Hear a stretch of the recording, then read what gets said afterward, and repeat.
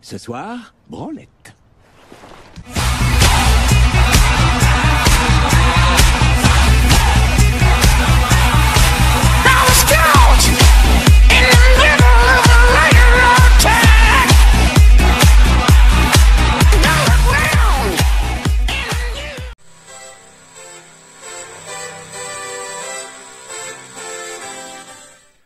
Bonjour à toutes et à tous, j'espère que vous allez bien. Moi ça va plutôt bien, on est dimanche, je trouve le temps de faire une petite vidéo aujourd'hui, hein. J'en avais fait une jeudi, ne sachant pas si ce week-end je trouverai tout simplement, vraiment c'est le temps matériel parce que l'envie elle est toujours là de vous faire une vidéo, mais après j'ai pas quatre bras comme on dit, je fais ce que je peux, donc c'est un réel plaisir de vous retrouver pour cette petite vidéo. Alors vous avez pu voir en visuel vite fait, hein, j'ai été très rapide j'avoue, c'était fugace. C'est le steelbook de Kuzco, l'empereur mégalo, The Emperor's New Groove. Donc un très très beau steelbook, édition Zavi première génération, hein, que je pensais pas forcément trouver et pas à un prix acceptable. Et puis il y en a eu deux en même temps en fait, et le mec m'a fait un prix pour les deux, alors je vous montrerai l'autre une prochaine fois. En tout cas je suis très très content de posséder désormais celui-là. C'est un des plus beaux qui existent, hein, à savoir qu'il y a un type cadre, et le lama hein, dans lequel est réincarné l'empereur est tout embossé. Donc il est vraiment super joli avec cette couleur gold, vraiment très très sympa, qui lui donne un aspect forcément prestigieux. Alors sur la tranche, bon, rien de particulier, et puis l'arrière qui est très très coloré, sur lequel on voit les personnages principaux, les gentils comme les méchants, ce fameux lama. En tout cas voilà, très très content d'avoir cette pièce de collection Zavi Steelbook première génération. Il fait partie des durs à choper à des prix acceptables, donc je suis vraiment très très content de le rentrer. Alors je vais prendre un peu les films comme ils viennent, il y en a quand même pas mal à vous présenter, il y a vraiment tous les styles. Un film que j'avais acheté déjà il y a un petit moment et que je vous avais toujours pas présenté, Blind Spotting, donc apparemment une pépite, hein, un film comme il en sort peu. Donc on a un peu dans l'esprit des films de Spike Lee avec deux jeunes branleurs hein, qui vont être témoins d'une bavure policière. Et puis c'est un peu une critique de la société américaine à un moment bien précis de l'histoire. Et puis on voit les personnages évoluer face à des situations assez rocambolesques et le spectateur est des fois vraiment pris au dépourvu. Donc un film assez surprenant que j'ai hâte de voir, Blind Spotting. Je ne sais pas si vous avez entendu parler de ce film. Si c'est le cas, n'hésitez pas à me faire remonter vos avis. Le Roi Arthur, alors il existe un très beau steelbook. Je l'avais trouvé pas trop cher il y a pas longtemps, mais il y avait un gros POC derrière. Heureusement, bon le mec, il n'y a pas de souci, il était honnête. Hein, et du coup, franchement, je ne me voyais pas prendre volontairement un steelbook avec un POC aussi important derrière. Même si le prix était intéressant, j'ai laissé tomber. Donc on verra si je retombe dessus un jour.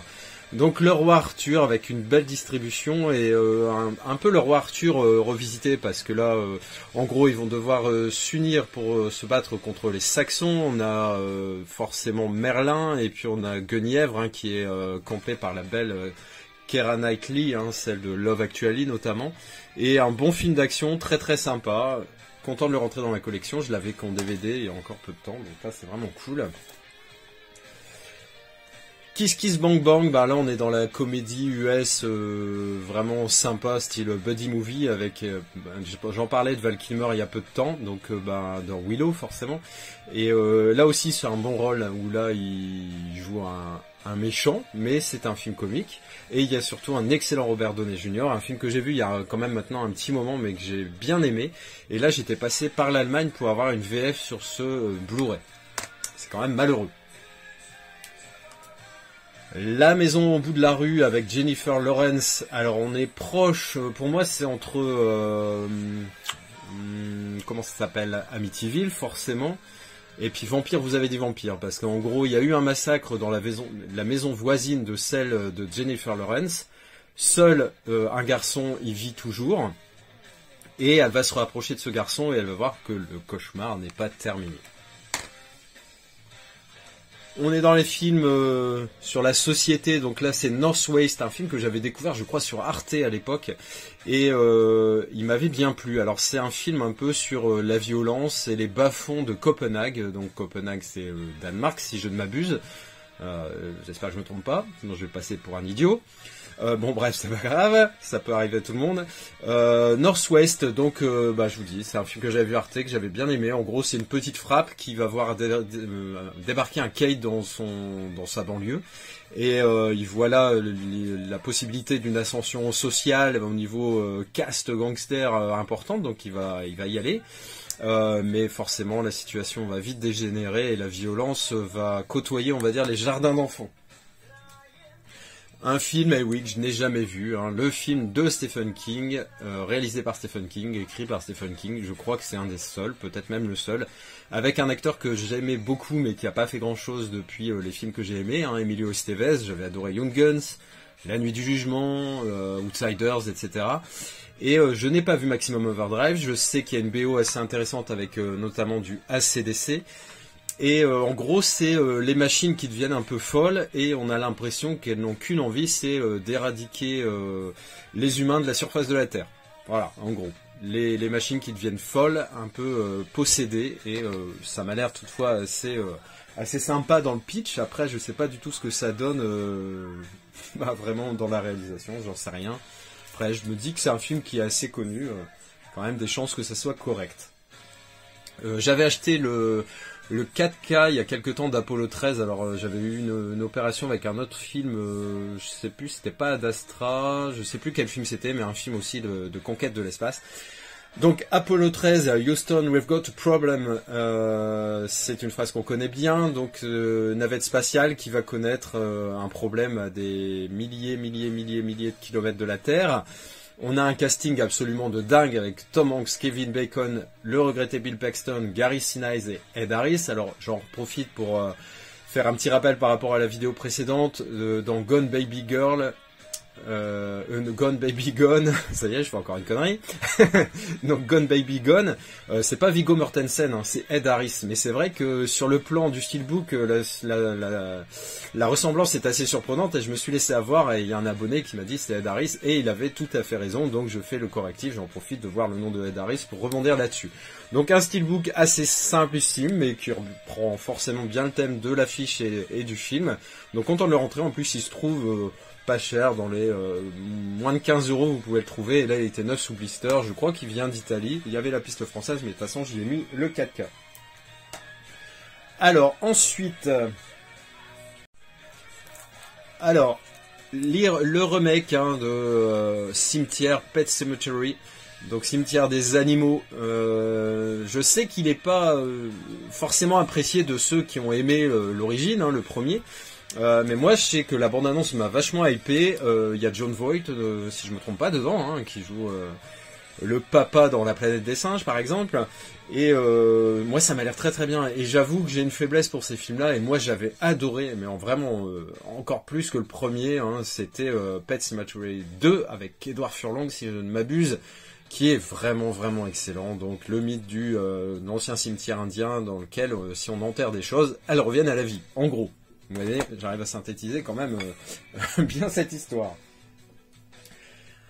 Un steelbook qui m'avait été offert par Adrien à l'époque, un La Belle et la Bête, alors énième version, hein, on a le dessin animé Disney, on a l'animé Disney, et maintenant on a aussi, enfin il était même avant je pense l'animé Disney, le film Disney je veux dire, on a ce film de Christophe Gans. Alors Christophe Gans on lui doit notamment Le Pacte des Loups, même Crying Freeman je crois, donc déjà ça part bien. Et puis dedans, les acteurs, c'est Vincent Cassel et Léa Seydoux, avec le père de la Belle, c'est André Dussolier. En tout cas, c'est pareil, j'avais vu la bande-annonce, ça m'avait donné super envie. Je te dis encore un grand merci à toi, Adrien, pour ce beau steelbook, et j'ai hâte de voir parce que l'histoire vraiment est sympa, vous connaissez. Hein. En gros, la Belle qui va être prisonnière du château de la Bête, hein, et qui est un ancien prince majestueux qui a été maudit. La malédiction va-t-elle se lever? Ça, on ne sait pas. On reste dans l'univers Disney, féerique, etc. avec le Toy Story 4. Alors là, c'est l'édition qui vient d'Allemagne, mais franchement, quand on voit la qualité du steelbook par rapport au prix, en plus, c'est vraiment super intéressant. J'ai dû l'avoir à moins de 10 €, ça c'est sûr, mais je crois même que c'était 6 ou 7 € et les frais de port sont compris, donc ça fait vraiment des bonnes opportunités pour éviter de payer des steelbooks comme celui-ci, par exemple, des prix qui sont quand même assez élevés par rapport à ça. Donc c'est bien de compenser. En plus, bah, forcément, s'ils sont jolis. Hein. Je vais pas prendre des steelbooks allemands s'ils sont moches.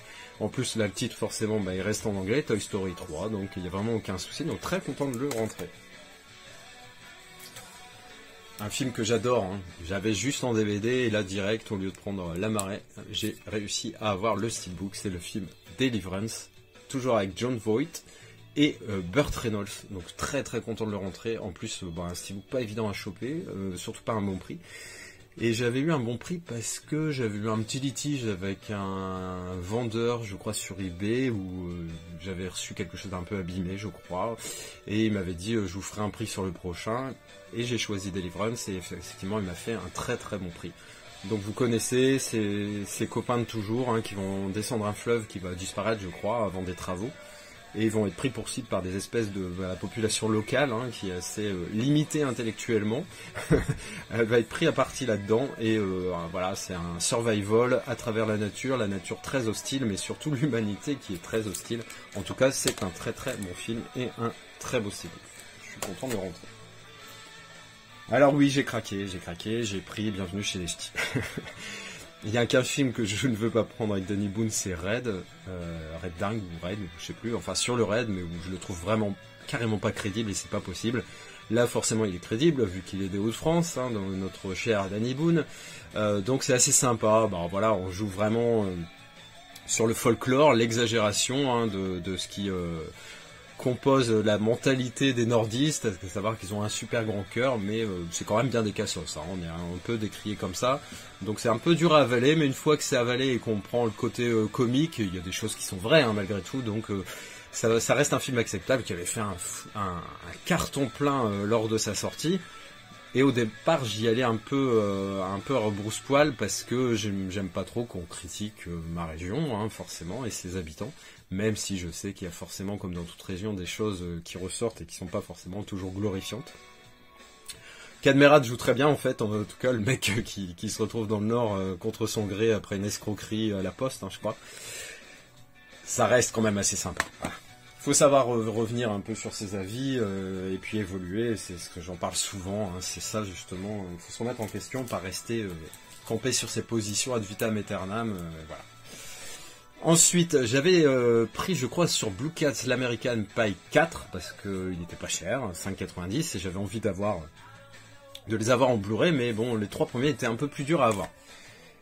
Mais c'est chose faite, parce que dans le cash où je vais régulièrement, eh ben, ils les avaient rentrés, ils me les avaient mis de côté.